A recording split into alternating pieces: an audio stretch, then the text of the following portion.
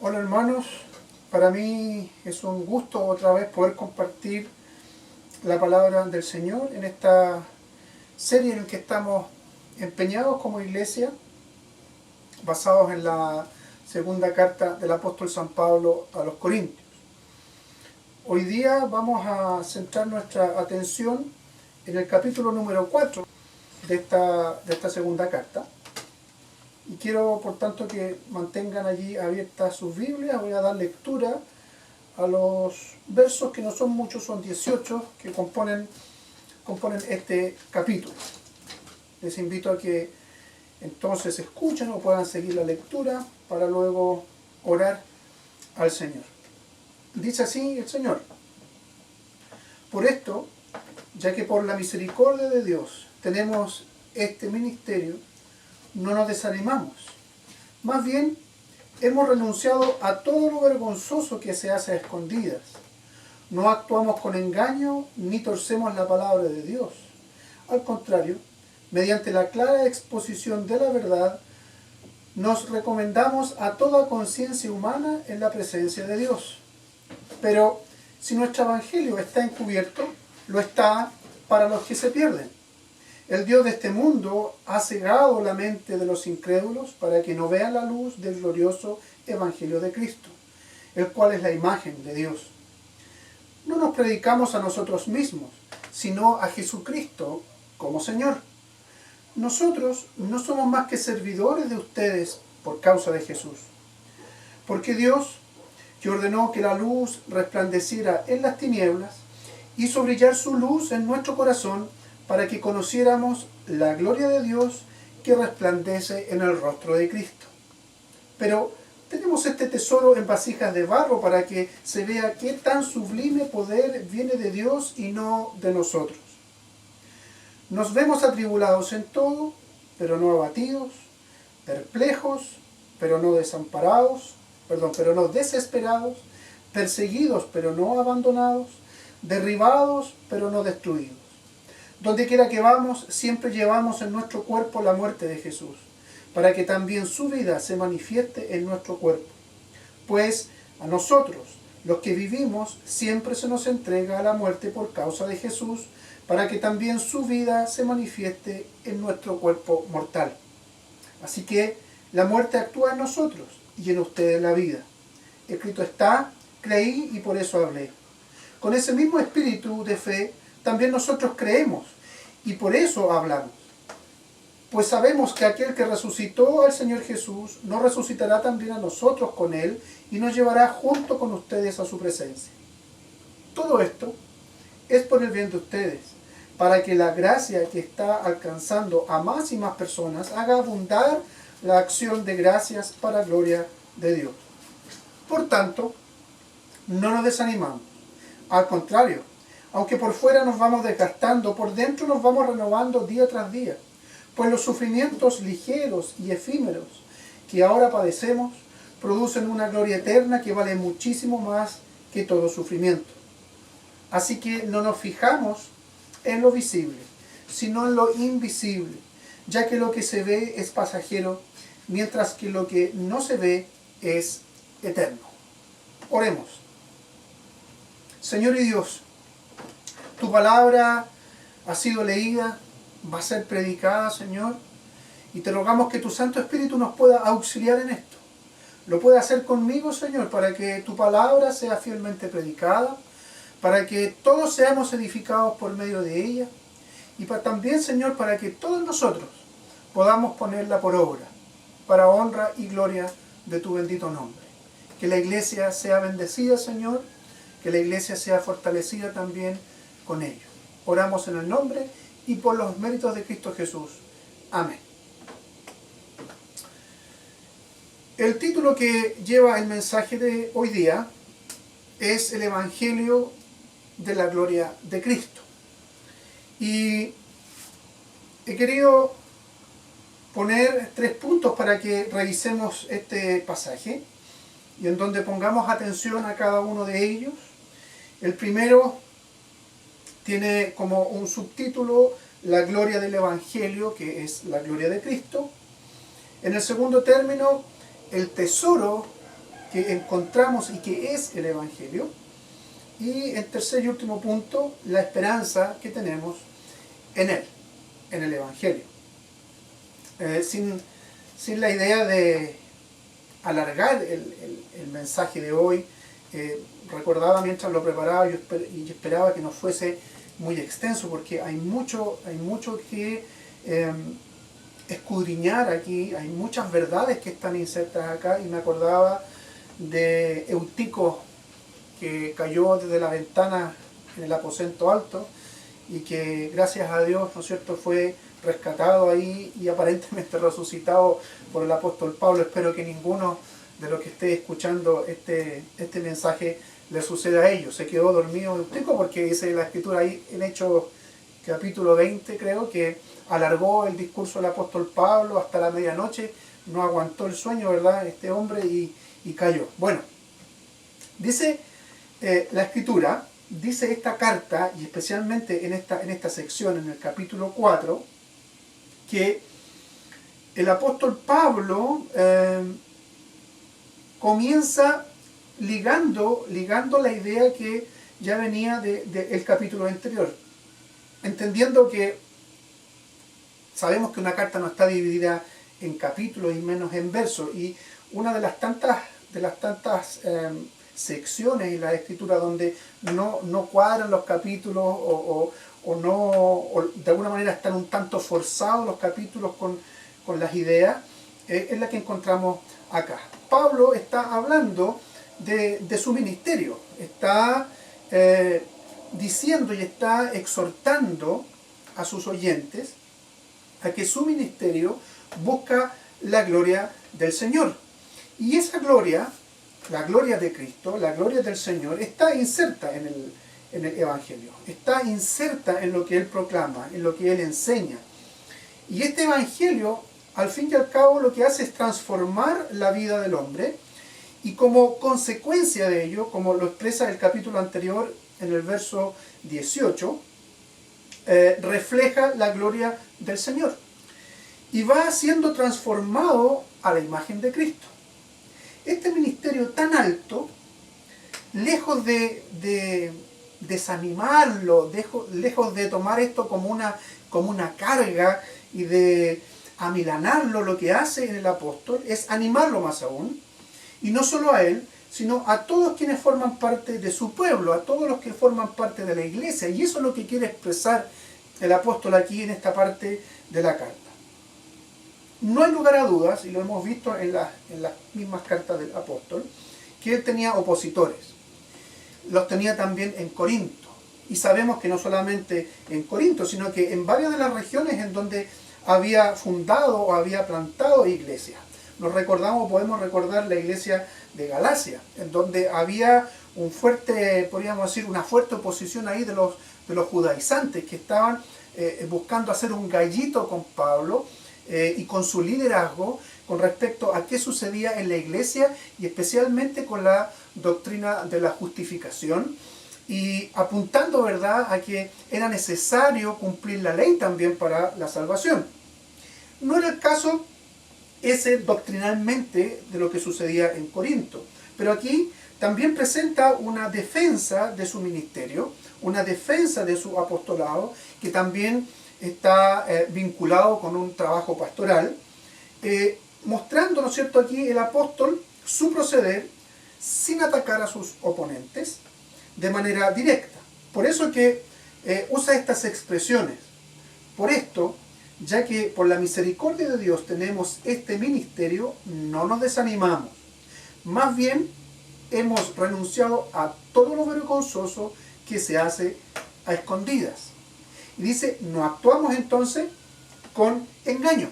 No queremos torcer, ni tampoco es mi intención, ni la de sus colaboradores, dice el apóstol, de tergiversar, torcer o adulterar la palabra de Dios. Sino, por el contrario, la idea es exponer de manera clara las verdades del Evangelio. Y eso es lo que encontramos en estos primeros versos, cuando dice, al contrario, mediante la clara exposición de la verdad, nosotros predicamos a Cristo. Entonces, El apóstol aquí en estos primeros versos está defendiendo y está dando por sentado que su ministerio es un ministerio veraz, es un ministerio que busca predicar a Cristo. Como el apóstol no tiene nada que ocultar de él, de su testimonio y de lo que él enseña, él también usa esta expresión. Nos recomendamos a toda conciencia humana en la presencia de Dios. O sea, sigue en esa misma idea, sigue en esa misma temática de defender su ministerio y al final defender el evangelio que él predica, diciendo esto: nos recomendamos a toda conciencia humana en la presencia de Dios. Es decir, ustedes investiguen, los que tengan dudas o mis detractores, investiguen todo lo que quieran, investiguenme todo lo que quieran, pero con tal que sea con respecto y conforme a la palabra de Dios, sabiendo que están además delante de Dios. Es decir, no mientan, no mientan. Una acusación que hacían los detractores del apóstol Pablo, fuera de los doctrinales, como veíamos de manera especial en Galacia, era la predicación, o que él predicaba de manera ineficaz. Y eso es lo que vemos acá en este capítulo. O de manera no comprensible, o quizás de un evangelio encubierto, como lo que vemos expresado aquí. Porque dice, pero si nuestro evangelio está encubierto, lo está para los que se pierden. O sea, él estaba consciente de que había escuchado, le habían comentado, quizás hermanos de la misma congregación, que se estaba hablando de ti, querido Pablo, de que tu predicación, de que tu manera de enseñar es ineficaz, no es comprensible. Y eso se nota en que no tienes muchos adeptos, en que no tienes muchos seguidores, en que no tienes muchas personas que sigan, ¿verdad?, tu apostolado. El apóstol responde que si eso fuese verdad, y que si eso es así como dicen, el evangelio o la predicación que yo proclamo, el evangelio que yo predico, no es el problema. No es el problema ni el evangelio, ni tampoco es el problema la predicación, sino que el problema está en los receptores de este evangelio, en los receptores de esta predicación. Y allí está el verso 3 y 4. Pero si nuestro evangelio, está encubierto, lo está para los que se pierden. El Dios de este mundo ha cegado la mente de estos incrédulos para que no vean la luz del glorioso evangelio de Cristo, el cual es la imagen de Dios. Es decir, el apóstol está diciendo que aquellos que pretenden decir que el evangelio que yo predico no es eficaz, o incluso que la manera, entre comillas, de predicar no es eficaz, el problema no es ese. El problema son los receptores. El problema está en los que están escuchando o no están escuchando. ¿Por qué? Porque están ciegos a la luz del evangelio. Están ciegos a lo que el evangelio encarna, a lo que el evangelio tiene en su centro. Aquellos en realidad son hijos del maligno, como habría dicho Jesucristo en algún momento a los fariseos.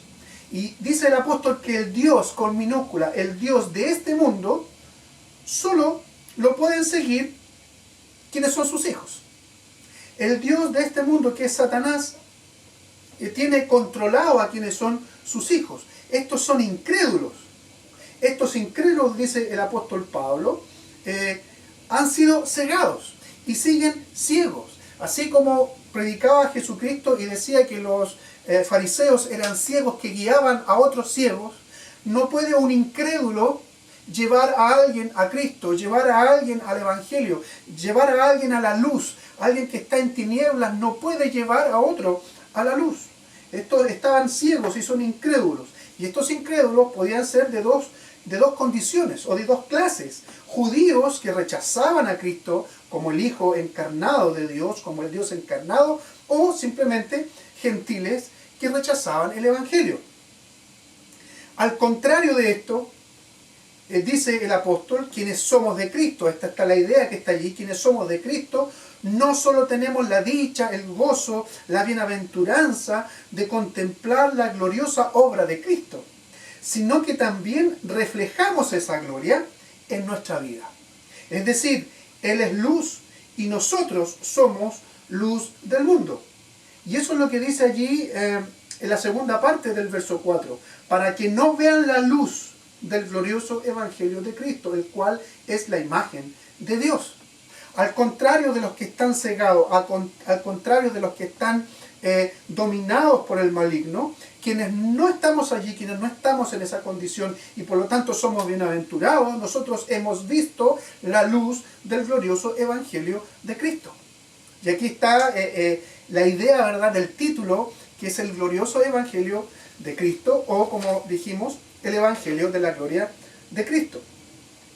Nosotros somos luz, así como Dios en Cristo Jesús, expresado, ¿no es cierto?, en el ministerio de Cristo Jesús, es la luz también del mundo. Nosotros somos la luz del mundo. Continúa el apóstol Pablo aquí en este discurso, en esta carta, con su defensa, aclarando que lo que predica él, que lo que predican sus colaboradores, incluso la iglesia, es a Jesucristo. Y a este como el Señor.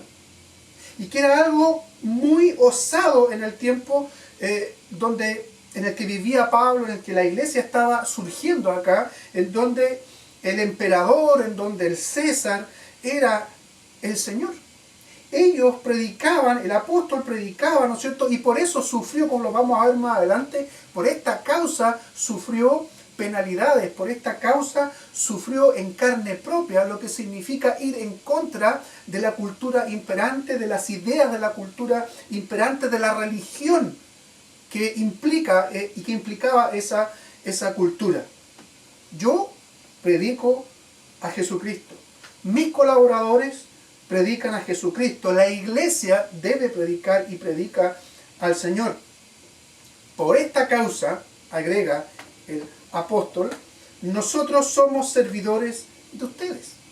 Por la causa de Cristo y por la causa del Evangelio, nosotros les servimos también y nosotros servimos a ustedes. Aquí viene esta idea que tanto Gonzalo como el pastor Vladimir la semana pasada nos decía que este servicio implica esa diaconía, no en el sentido de la diaconía como un oficio, sino que como servidores. El apóstol Pablo, siendo, ¿verdad?, un pastor y teniendo este apostolado, servía, y sus colaboradores también servían a la iglesia. Y esto era por la causa de Cristo, esto era por la causa de Jesús mismo. Y aquí el apóstol también muestra o saca a la luz algo que él estaba de una u otra manera molesto. Se dio, y ustedes lo pueden ver en la primera carta a esta misma iglesia en Corinto, que entra en contraposición al espíritu partidista que había dentro de la iglesia, dentro de los muchos problemas que tenía la iglesia de Corinto, donde decían, no, mira, yo soy de Apolo, yo soy de Cefas o de Pedro, yo soy de Pablo, y otros quizás más santurrones decían, no, yo soy de Cristo. Ante eso, el apóstol dice, no, nosotros no nos predicamos a nosotros mismos. Yo no me predico a mí. Y es algo tan común, hermanos, hoy día. Algo que lamentablemente se ve en la iglesia en general. Y cuando hablo de la iglesia en general, también podemos apuntar a iglesias en particular, a iglesias locales, en donde los predicadores, lejos de predicar a Jesucristo, lejos de predicar el Evangelio, se predican a ellos mismos y de maneras muy sutiles. Por ejemplo, a través de la retórica. Hay muchos que tienen muy buena retórica, pero eso no significa que predican el Evangelio. Se están predicando a sí mismos. Hablar bien, hablar bonito, eso no es predicar el Evangelio. Bueno, Pablo probablemente no tenía una muy buena retórica. De hecho, lo acusaban de ello.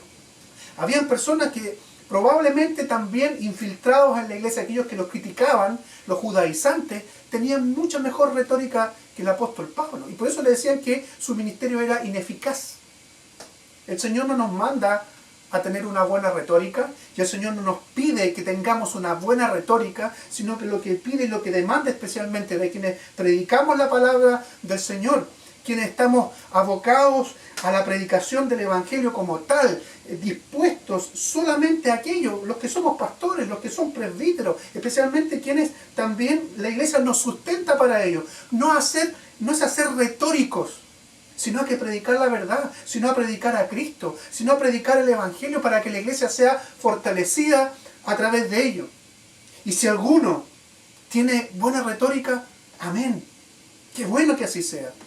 Pero lo fundamental es predicar a Cristo y no predicarnos a nosotros mismos. Esta primera parte es nuestro primer punto. Concluye, y el apóstol Pablo, mejor dicho, concluye con una ilustración que usa, haciendo una analogía con la creación. Con la creación del Señor allá en el Génesis. Y con la creación específicamente de la luz. Allá en el principio, cuando Dios dijo, sea la luz. ¿Por qué? Porque cuando la luz irrumpió en la creación, se disiparon también las tinieblas y fue separado el día de la noche. Y el apóstol dice allí en el verso número 6, con el que termina esta primera gran idea. Porque Dios, que ordenó que la luz resplandeciese en las tinieblas, hizo brillar su luz en nuestro corazón, para que conociéramos la gloria de Dios que resplandece en el rostro de Cristo. Es decir, el apóstol está diciendo que así como cuando Dios ordenó que la luz existiese, que la luz se formase y que resplandeciera en las tinieblas, de esa misma manera hizo brillar su luz en nuestro corazón, para que las tinieblas en nuestro corazón, para que las tinieblas en nuestra vida, porque nosotros andábamos en oscuridad, llegara a la luz y resplandeciese la luz en nuestra vida. Cuando escribe el apóstol San Pablo a la iglesia en Éfeso, allí en el capítulo 5, en el verso 14, está esta expresión que la mayoría de los eruditos bíblicos apuntan a que era un himno, una alabanza que quizás se cantaba cuando las personas se incorporaban a la iglesia en el momento del bautismo. Y dice este himno, que muchos dicen que es parte de un himno, dice, despiértate tú que duermes, levántate de los muertos y te alumbrará Cristo. Es justamente lo que pasa con cada uno de los que hemos sido redimidos por el Señor, de los que hemos sido rescatados por el Señor, de los que hemos experimentado no solamente el llamamiento externo a través de la palabra, sino aquel llamamiento interno que nos vuelve a Cristo. Hemos recibido la luz de Cristo, nos ha alumbrado Cristo Jesús. Despiértate tú que duermes y levántate de los muertos y te alumbrará Cristo. Así termina esta primera gran idea el apóstol Pablo aquí en el verso 6. Y aquí pasa otra y que está hilada. Y dice acá que el Evangelio en realidad es un tesoro. Y es un tesoro porque en el centro está lo más valioso que puede tener el Evangelio, y que es Cristo. Y por eso que la gloria de Cristo, ¿verdad?, es el Evangelio mismo. El verso 7 parte con esta idea y que es nuestro segundo punto. No es primera vez que la Biblia se refiere a las buenas nuevas del reino de Dios como a un tesoro o algo muy preciado. Una perla, por ejemplo, una perla de gran precio, una perla de gran valor, o una moneda que se pierde y hay que buscarla, etc. O sea, cuando hay referencias al Evangelio en las Escrituras, especialmente en el Nuevo Testamento, siempre se lo presenta como algo de mucho valor, como algo que es un tesoro. Y algo valioso, nosotros lo guardamos en un lugar que puede ser igual de valioso, y si no es igual de valioso, ese lugar adquiere valor porque la seguridad que tiene en sí lo que va a contener, lo hace valioso. ¿A qué me refiero? Si usted tiene dinero, si usted tiene joyas o documentos, lo va a guardar, por ejemplo, en una caja fuerte, o lo va a guardar en la bóveda que contiene una gran caja fuerte de un banco o de algún otro lugar.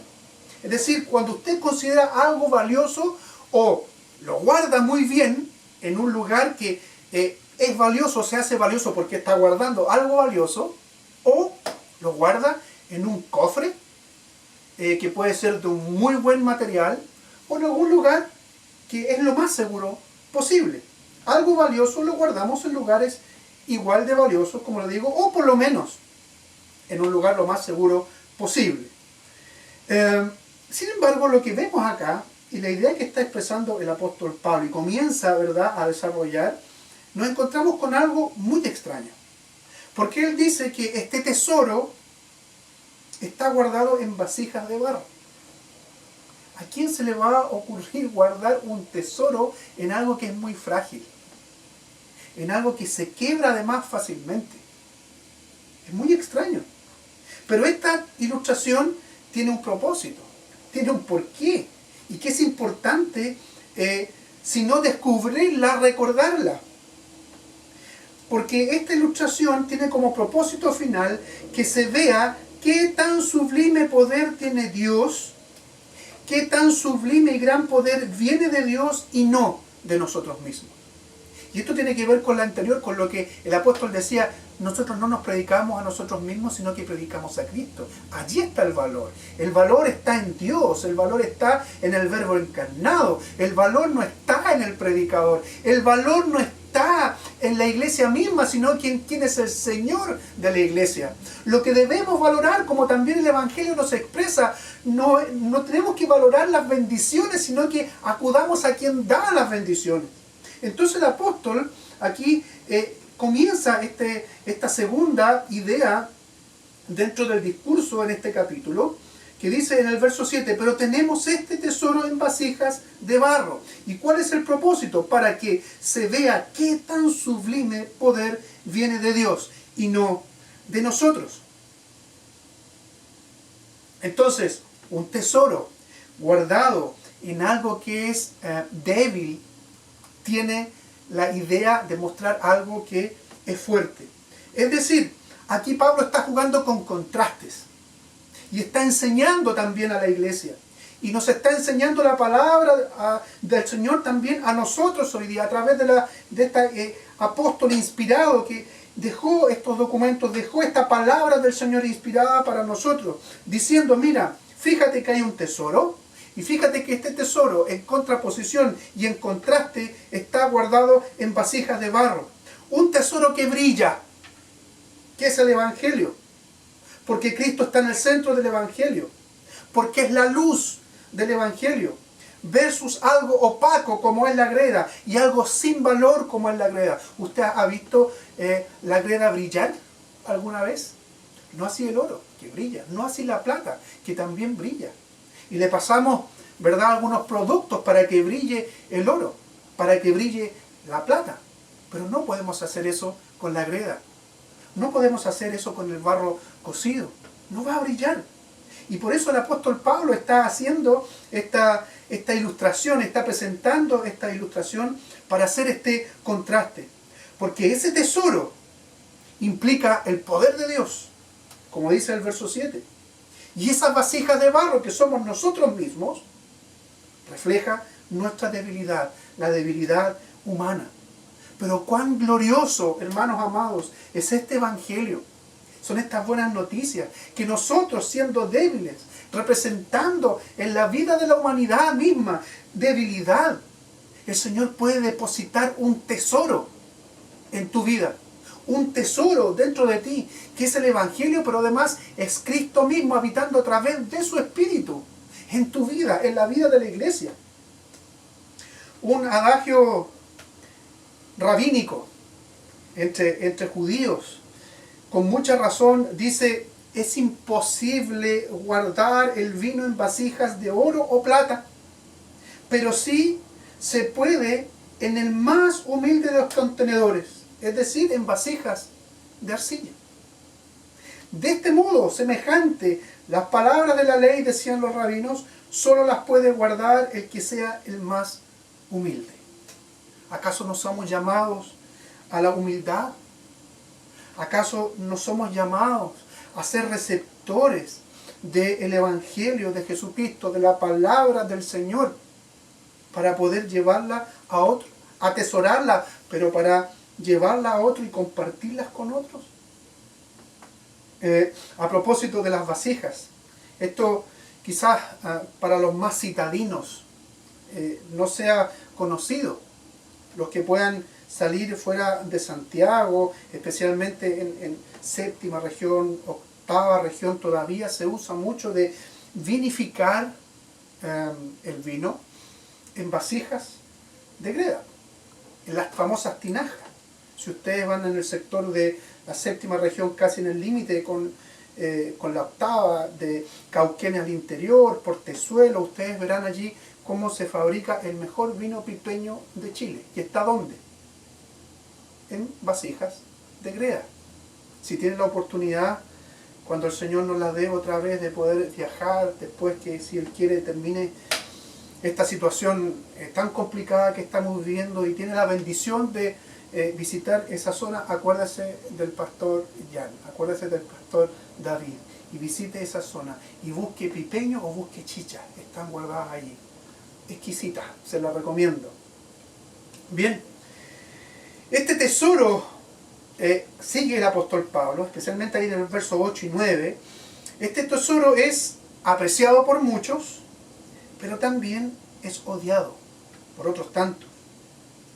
Esto es tan así que es preciso sufrir a causa de guardarlo, a causa de defenderlo, de quienes pretenden opacar este evangelio, de quienes pretenden tirarle trapos, ropas encima para que no brille como tiene que brillar, o simplemente dejarlo de lado para que no sea escuchado, no sea oído.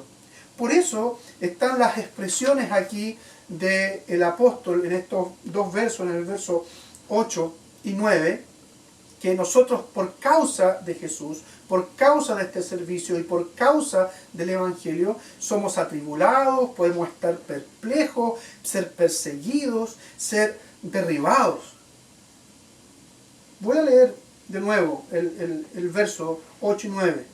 Nos vemos atribulados en todo, pero no abatidos, perplejos, pero no desesperados, perseguidos, pero no abandonados, derribados, pero no destruidos. Fíjense, este tesoro causa amor por algunos. Este tesoro causa y hace que otros odien este tesoro y no quieran que brille y no quieran que siga brillando. Y por eso que el apóstol dice, a causa de eso nos vemos atribulados, perplejos, perseguidos y derribados.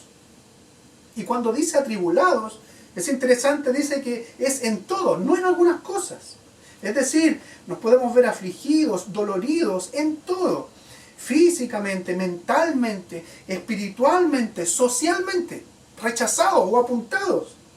Sin embargo, dice el texto, dice la Escritura, la carta que está escribiendo el apóstol Pablo, que es para nosotros también porque es palabra de Dios, esto no es motivo de abatimiento. Que estemos atribulados en todo no es motivo de abatimiento. Agrega, podemos estar perplejos, que es lo mismo que estar confundidos. Pero esta confusión o esta perplejidad en nuestra vida por distintas circunstancias, pero a causa de poder defender y de vivir el Evangelio, no nos va a llevar a la desesperación. Dice, leo otra vez, verso 8. Nos vemos atribulados en todo, pero no abatidos, perplejos, pero no desesperados.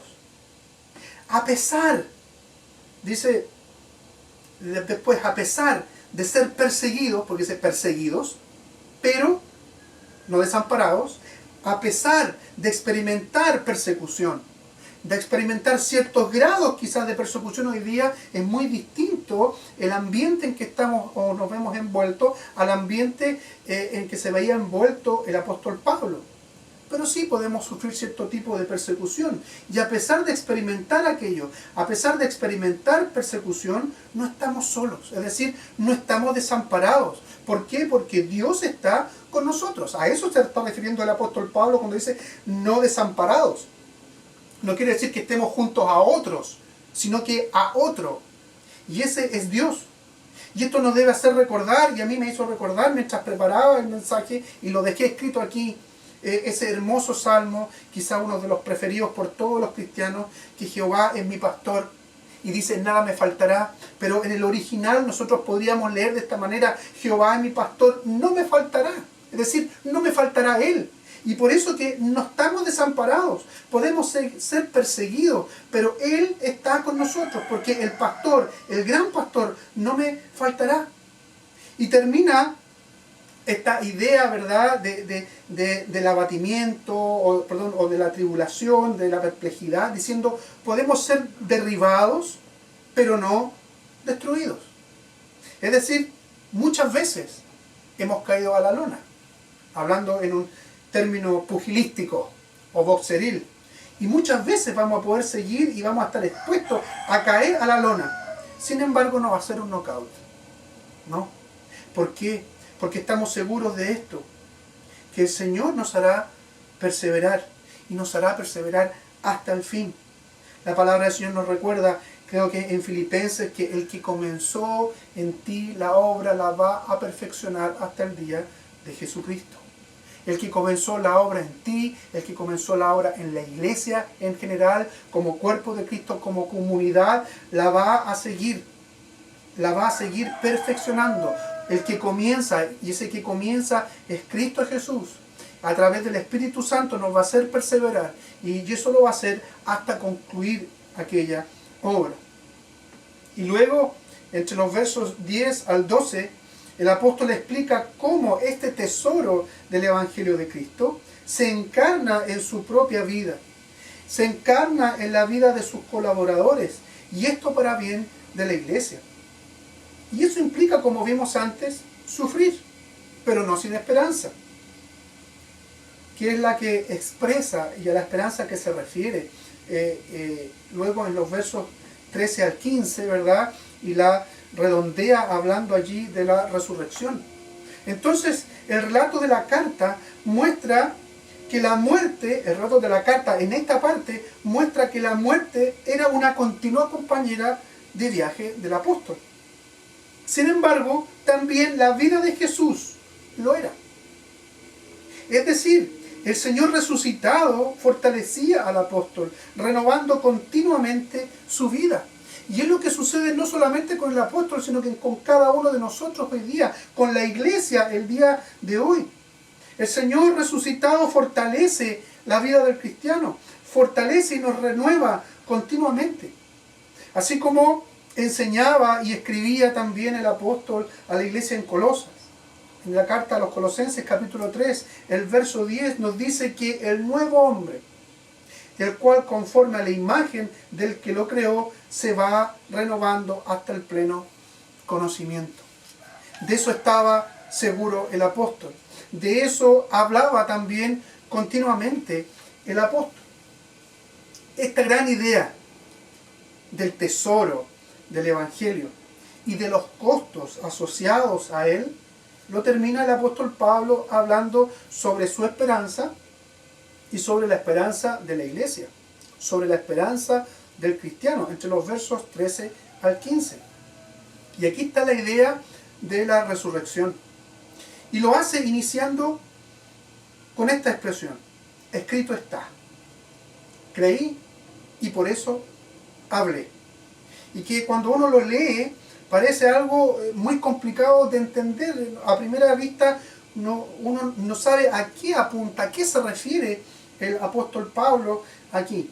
Creí y por eso hablé. En el verso 13 dice escrito está. O sea, ya nos está dando una pista que en algún lugar está escrito, y se está refiriendo a la palabra del Señor.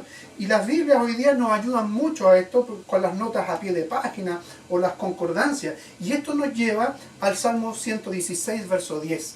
Y es allí como se comienza a dilucidar esta aparente, no contradicción, sino que esta aparente problema que nosotros, o no entender a qué se refiere el apóstol Pablo con creí y por eso hablé.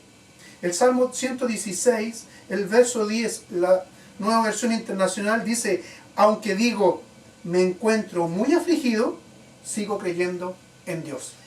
Y por eso que el apóstol exhorta inmediatamente, en ese mismo espíritu de fe, verso 13, en ese mismo o con ese mismo espíritu de fe, también nosotros creemos y por eso hablamos.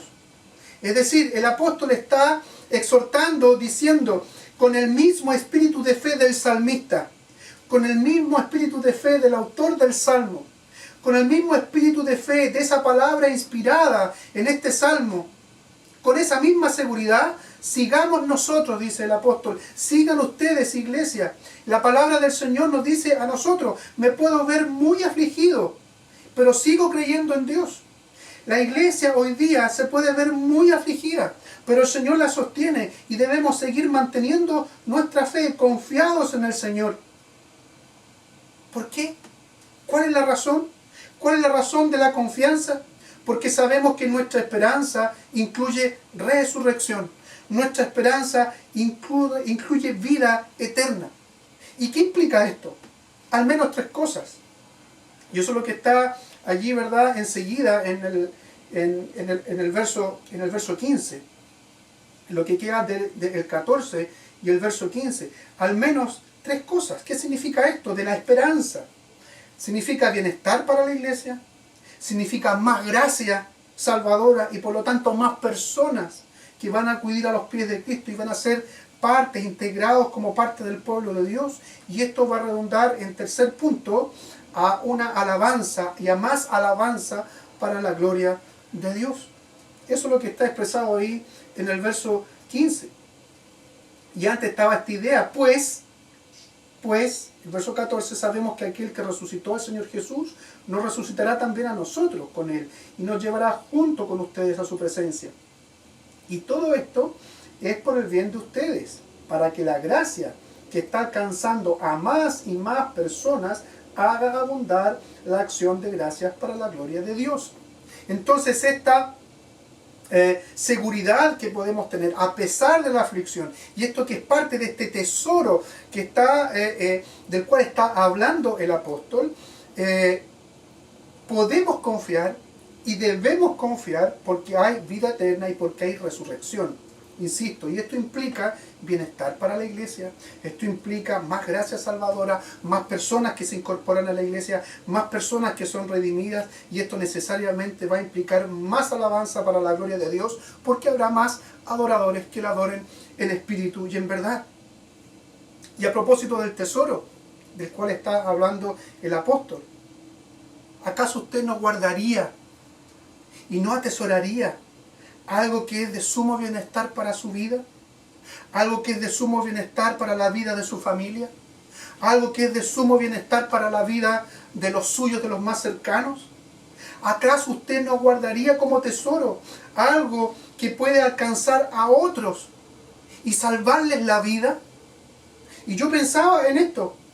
Si estuviera en sus manos, en su intelecto, en su inteligencia, descubrir hoy día una pócima, una vacuna para este virus que está atacando a la humanidad, ¿acaso no lo guardaría para después poder vacunar a sus hijos, vacunar a su familia, para bienestar de sus hijos, para bienestar de su familia, para bienestar de sus amigos, para bienestar de su país, y que esto redundara, ¿verdad?, en que otros pudiesen ser vacunados contra este virus? Claro que sí, ese es un tesoro.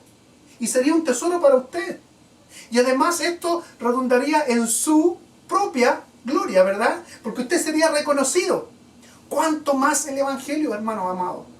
Que lejos el Evangelio de buscar nuestra propia gloria, busca que el Señor sea honrado, que el Señor sea glorificado, porque el Evangelio no es una mera vacuna y que nos busca el bienestar temporal mío, temporal tuyo, temporal de tus hijos, sino que el bienestar eterno. Y por eso que es un tesoro tan preciado y debe ser un tesoro tan preciado. Y aquí el apóstol Pablo termina una última idea y que está relacionada con esta esperanza, con la esperanza que al fin es del Evangelio, en los últimos 3 versos. Verso 16 al 18. Parte esta última sección en que hemos separado nosotros y yo le he propuesto, ¿verdad? Por tanto, no nos desanimamos. El verso 16. Por tanto, no nos desanimamos. Es decir, hay esperanza y por eso no nos vamos a desanimar. Si hay esperanza, si es cierto que hay esperanza, no hay desánimo. No nos desanimamos porque estamos esperanzados en lo porvenir. Estamos esperanzados en la promesa de nuestro Señor. Perdón, estamos esperanzados en esa resurrección de la cual el apóstol acaba de hablar o sigue de una u otra manera implícitamente hablando. En esta resurrección que es para vida y para la consumación de todas las cosas. Es a eso a lo que apunta el apóstol, a lo que apunta el texto de esta carta en la última sección que estamos revisando hoy. El apóstol expresa entonces algo así aquí. Aunque nuestro cuerpo ciertamente se debilita, o como dice allí textualmente, nos vamos desgastando, nuestra vida espiritual se mantiene íntegra. La vida espiritual de la iglesia, la vida espiritual del cristiano se mantiene fuerte, optimista. Nuestro cuerpo es débil y ciertamente se debilita o se desgasta, pero espiritualmente, por la gracia del Señor, nos mantenemos íntegros, nos mantenemos fuertes. El Señor se va a encargar de eso, de mantenernos firmes en la fe. Y para eso lo hace con su palabra, con la predicación del Evangelio. Y es por eso que el Evangelio debemos recordarlo constantemente, hermanos amados. Pero aquí alguien muy perspicaz, o hablando en chileno, muy vivo, se hará la pregunta, ¿será aquí que el apóstol Pablo está alineándose con aquella filosofía pagana, griega, que entendía que el cuerpo era despreciable, en cambio el alma exaltada por ser inmortal? Un tipo de filosofía que hasta el día de hoy está presente entre nosotros. ¿Será eso a lo que apunta el apóstol Pablo cuando dice en el verso 16, por tanto no nos desanimamos? Al contrario, aunque por fuera nos vamos desgastando, por dentro nos vamos renovando día tras día. O sea, está apuntando al alma y despreciando el cuerpo. Muy lejos de eso, hermanos, muy lejos de eso. ¿Por qué? De hecho, recién acabamos de ver cómo su esperanza de nueva vida no apunta solo a una nueva vida espiritual o a una nueva vida del alma, sino a la de un nuevo cuerpo en la resurrección, además del alma. Y esto predicaba el apóstol constantemente. ¿Por qué? Porque él entendía que la perspectiva de Dios, y por lo tanto nosotros hoy día debemos entender que la perspectiva bíblica al respecto es que el hombre es una unidad completa. Es alma y cuerpo, y van juntos. El hombre no es hombre, solamente cuerpo o solamente alma. No, estas cosas van juntas. La separación que es evidente del cuerpo y del alma debido a la muerte y debido a la muerte producto del pecado es antinatural. Esto no estaba en la intención original de Dios y es contraria a las Escrituras y es contraria a la idea que nuestro Dios tuvo en un principio. Entonces aquí el apóstol, ¿qué es lo que hace y cómo termina esta última idea? El apóstol plantea esta idea de la siguiente manera, hablando de lo externo, hablando de lo que está afuera y hablando de lo interno, en el hombre. Pero con una idea fija en el viejo hombre y en la nueva criatura. Diciendo lo externo, apuntando por tanto allí al viejo hombre. Y hablando de lo interno, apuntando al nuevo hombre. ¿Por qué? Porque esto externo, que es el viejo hombre que está expuesto a debilidades y tentaciones, se va desgastando. Y termina en una tumba. Pero lo interno, el nuevo hombre que ha sido creado a la imagen y según Jesucristo y para la gloria de Cristo, va avanzando a la gloria eterna. A través de este proceso en donde estamos tú y yo, la iglesia, en el proceso de la santificación. Y esa es la idea que está expresando aquí el apóstol Pablo, y lo vemos cómo y de qué manera podemos entender de mejor forma esto, porque lo refuerza después esta idea de lo externo y de lo interno con otra, la de lo temporal y la de lo eterno, usando ideas contrarias y contrapuestas, es decir, con la vida en este cuerpo y con la gloria que hemos de experimentar. Fíjense, lo externo y lo interno, pero también lo temporal y lo eterno.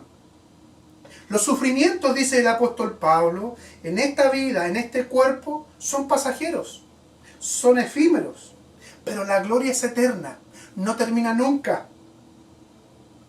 En ningún caso debemos entender esto, amados hermanos, que la aflicción merezca la gloria.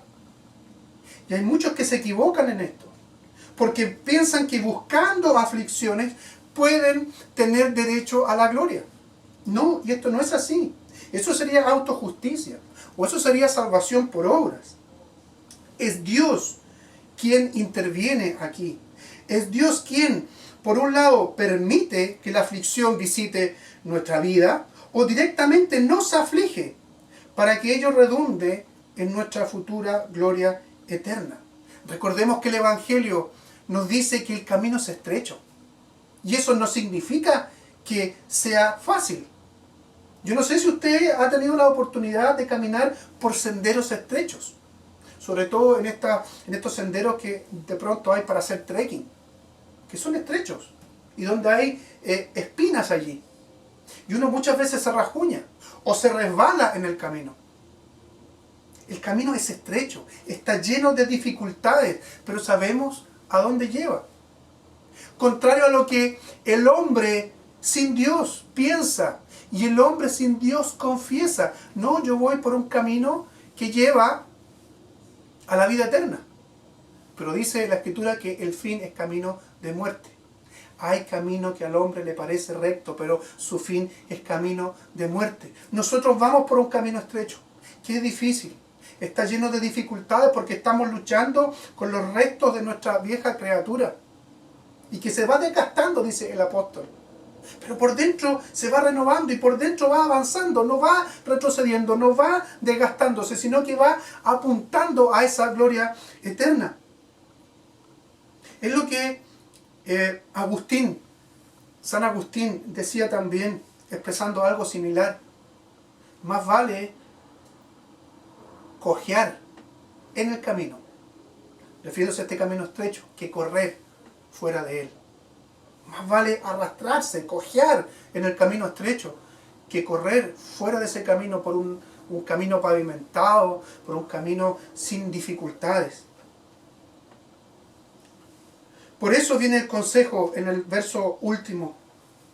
Y esta idea la termina el apóstol Pablo con un consejo amoroso, pastoral.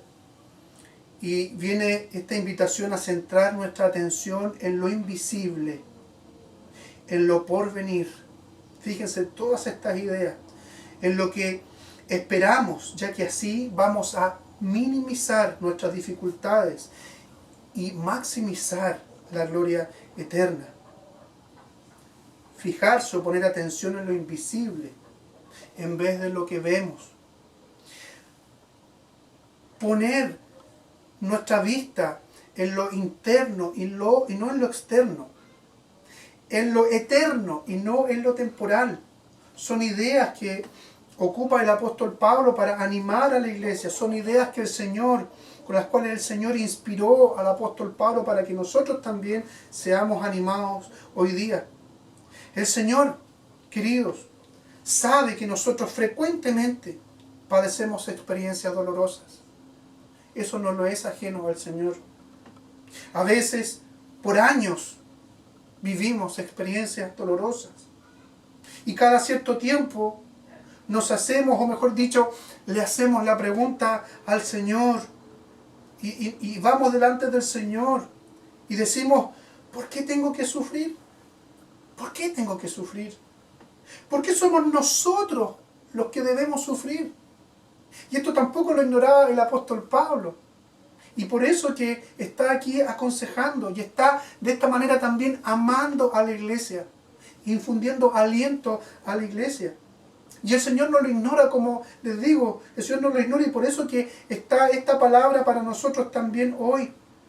Y en nuestros sufrimientos frecuentes, que como digo, muchas veces pueden ser de años, nos preguntamos cada cierto tiempo y le preguntamos al Señor, ¿por qué somos nosotros los que debemos sufrir?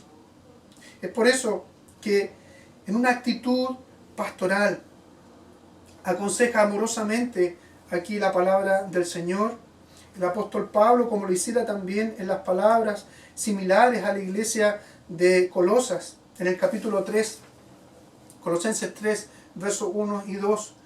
Busquen las cosas de arriba.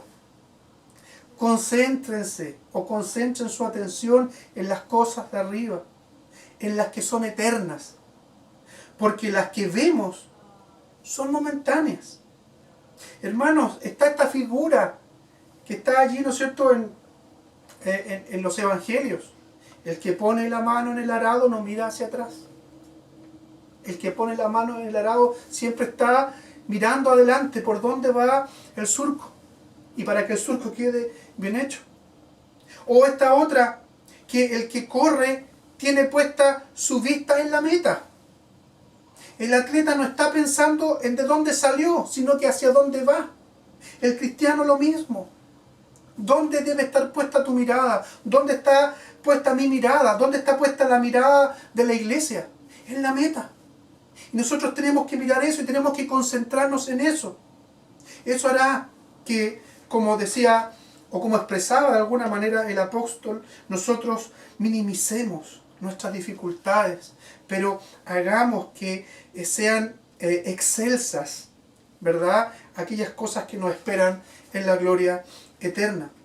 Hermanos, es mi deseo que seamos consolados, que seamos animados, que seamos afianzados en la fe con esta palabra que hemos visto hoy, con esta palabra que el Señor nos ha entregado, que el Señor nos ha exhortado hoy día. ¿Para qué? Para que recordemos estos 3 puntos y resumamos en nuestra vida estos 3 puntos hoy. Que la gloria del Evangelio, al fin y al cabo, es la gloria de Cristo. Y puede ser tu gloria porque Cristo es para ti. Cristo es para mí. Las riquezas de Cristo son mis riquezas. Las riquezas de Cristo son las riquezas de la iglesia. Y esas riquezas están expresadas en este tesoro que es el Evangelio. En este tesoro que tú posees. En este tesoro que yo poseo. En este tesoro que posee la iglesia. Pero este tesoro también es para compartirlo. Y para compartir en esperanza, que fue el último punto que vimos. Porque el Evangelio encarna también esperanza. Y nuestra vida debe ser una vida vivida en esperanza. Para que otros vean cómo, a pesar de nuestras debilidades, a pesar de nuestros sufrimientos, nosotros podemos vivir en y con esperanza. Que el Señor les bendiga, hermanos amados. Y les invito a que oremos y a que pidamos también inmediatamente de esta oración la bendición al Señor para cada uno de nosotros. Señor, oramos con gratitud a ti hoy día y siempre, Señor, porque no podemos dejar de orar con gratitud. Son tantas las cosas, Señor, que nos provees, tantas las cosas que nos prodigas de tu pura gracia, y por pura gracia, Señor, que nuestras expresiones siempre deben estar llenas de alabanza y llenas de adoración. Te damos gracias por tu palabra bendita que leemos, por tu palabra bendita que meditamos, por tu palabra, Señor, que es expuesta. Señor, bendice a la iglesia con ella, bendícenos a nosotros, Señor, fortalécenos con ellas. Que a pesar de nuestras dificultades, Padre Santo, podamos vivir con gozo y podamos vivir esperanzados, conscientes de que tenemos un gran tesoro y de que somos ricos, Señor, con este tesoro que nos ha regalado. Y por último, Padre Santo, acompáñanos y que tu bendición siempre esté con nosotros. Que el amor de Dios, nuestro Padre Celestial, que la gracia de Jesucristo, tu Hijo, quien es nuestro Señor y nuestro Salvador, y que la comunión del Santo Espíritu sea con cada uno de ustedes, pueblo y familia de Dios, ahora y siempre. Amén.